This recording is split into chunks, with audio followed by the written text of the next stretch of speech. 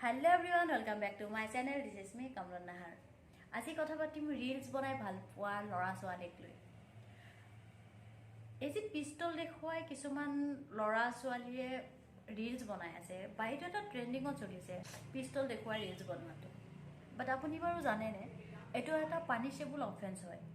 হয়তো বহুত কম সংখ্যক মানুহে জানে এটো এটা পানিশেবল অফেন্স হয়।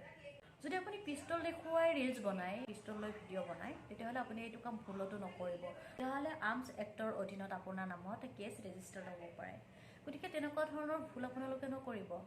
নো ডাউট আপুনি ভাল ৰিলস বনাই বা ভাল এক্টিং কৰে, ডান্স কৰে, কিন্তু ভুল নকৰিব। ৰিসেন্টলি গুৰুগ্ৰামৰ ল'ৰা এটা যাৰ বয়স আছিল 21 ইয়াৰ্স, তেখেতে পিস্তল দেখুৱাই ৰিলস বনাইছিলে আৰু সেই ৰিলস বনোৱাৰ এগেইনষ্টত বা ৰিলস বনোৱাৰ কাৰণে তেওঁক 2 বছৰৰ জেলৰ শুনানি দিয়া হৈছে। গতিকে আপুনি ভিডিঅ' বনাওক, ৰিলস বনাওক, ভাল ভাল কণ্টেণ্ট লৈ ভিডিঅ' বনাওক, কিন্তু ভুল পথ বাছি নল'ব।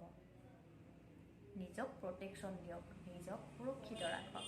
এনেকুৱা ধৰণৰ সৰু সৰু ভিডিঅ'বিলাক জানিবলৈ প্লিজ মোৰ পেজটো ফ'ল' কৰক, আৰু যদি ভিডিঅ'টো ইনফৰ্মেটিভ লাগিছে শ্বেয়াৰ কৰিব। আৰু আপুনি যদি মোৰ ইউটিউব চেনেলত নতুন হয় তেতিয়াহ'লে ছাবস্ক্ৰাইব কৰিবলৈ একদম নাপাহৰিব, আৰু কাষত থকা বেল আইকনটো যে বজাবলৈ একদম নাপাহৰিব। আকৌ লগ পাম পৰৱৰ্তী ভিডিঅ'ত।